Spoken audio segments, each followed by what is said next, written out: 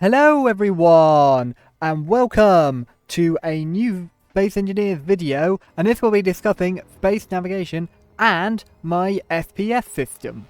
So, with Space Engineers fleet battles, often you will have a situation something like this, where all your ships are engaged, yet they're all pointing in different directions. Suddenly, a new ship comes in, and immediately whoever spots it will say, oh, there is an enemy ship coming in from behind. But of course, to this ship, behind means from that direction. To that ship, behind means from that direction. And to this ship over here, behind means that way. Now, of course, there are multiple ways to remedy this. One way being to have everything done off one ship, typically the command ship, and have everything based off of that. However, this causes two problems. Firstly, it requires these two ships to have this ship within sight at all times, so they can check the orientation, which is just not possible because of rendering and just having to also look away from your enemy during the fight, and also it's just not very practical. Secondly, what happens if this ship gets destroyed? You then have to redesignate a new command ship and all your directions can completely change to be now based off the other ship, which basically means every direction shifts. There are factions that do it this way, and their logic is, well, if the command ship doesn't get destroyed, you have no problem. So they always put their best pilot in the command ship, and they put their best ship towards the back so it doesn't get destroyed and only goes in when it needs to. And that's all well and good. Okay, that's probably how it would go down, like, in a real space battle. Anyway, I decided to come up with a alternative method. But Ran, I hear you asking, doesn't NASA have a scenario for this particular situation? Yes they do. But here's the thing, it's based all off Earth, which makes sense when you think about it, because Earth's not exactly going anywhere. In Space Engineers, however, sometimes you may have no planets to have a reference of, and also different servers' planets are going to change. So, we need a universal reference point. We can't have the sun, which would be ideal, because, you know, the sun moves with the skybox. So, this is my approximation of the world border, with obviously the safe zone being like the, you know, the center of the galaxy, or galactic center. And of course, this got me thinking, we can assign a point to galactic center, because obviously, galactic center is going to be 0, 0, 0. So if we can simply call this galactic center, and simply give us a simple hex code of white, show on HUD always visible, and if we turn our signals on, there we are, galactic center all the way over there, and that's obviously where all the planets are, but I am of course miles away because I want to do this demonstration. So with one reference point sorted, that is right in the middle, and typically right in the middle of the galaxy, and it can also be placed right in the center of a planet depending on how the planets have been generated or how people have placed planets. It varies on server to server. Now, this got me thinking as well. It is possible to place GPS coordinates outside the world border that can't be jumped to. Now, why is this useful? We can now qualify these as extra points. But of course, what are we going to do for this? And that is compass points. Now, there is a compass mod, but we're aiming for a fully vanilla approach because that's going to be the most useful and also will possibly extend into future games as well. Let's start by setting up coordinates. And here we are with full coordinates. So, as you can see, if we look this way, we have north, then look the opposite way, we have south, east, west, and then I did up and down. I know that's stupid because of space, but it's the best names I could actually think of. If we stand on this, we now can look immediately. We have north directly above us, south directly below, west over there, east over there, and up and down. And obviously, I'm standing in the wrong orientation. But of course, there is no wrong or right orientation. We're in space, remember? But yeah, up is there, down is now below us, north, you know. Point is, you get the idea. Okay? So now, how does this help in fleet battles? Well, let's get a ship and find out. So I've just spawned our Apollo corvette in, built by Mad Fox. By the way, for those people interested in that ship over there, that is the Fenrir destroyer, also built by Mad Fox as well. I will say I don't think that version's available on a workshop yet. I'm fairly sure the Apollo is, but I just picked it because it has a good turning circle. So, if we hop in it... Now, imagine we're in a fleet of these and an enemy is coming in. Immediately, someone can spot it and go like, oh, enemy to the north. Everyone turns and is facing the north and is facing the right direction. Okay? But Ran, I hear you asking, what if it's between these points? Well, you can literally say northeast. You turn yourself like so, so you have east on one side and north on the other. But as well as that, you can also combine these points as well. For example, we can have northeast up, and we literally just turn ourselves up to there, and immediately we know we have to look in this triangle of space for the enemy ship. And that is certainly a lot better than having to look all the way around. You know exactly roughly where you're looking, and even if they haven't rendered, you know your guns are roughly going to be pointed in the right direction to target the ship before it's rendered.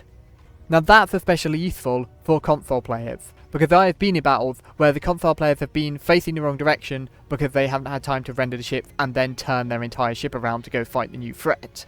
And so this definitely helps to mitigate it, as of course, these GPS signals are not affected by streaming or rendering or all of that. They are just simply, like so, here. Now they will be provided in the description, but I will just quickly go through them. North is literally the max Z coordinate. South is the maximum minus of the Z coordinate. Up is, well, go figure, it's the max Y. Down is the maximum Y in the other direction. And then east is the X, and west is the negative X. Now, as for colour coding as well, this was done just purely so you can go on colours if you need to, because that was the original idea, and then I realised people who are colourblind, it's not going to work for.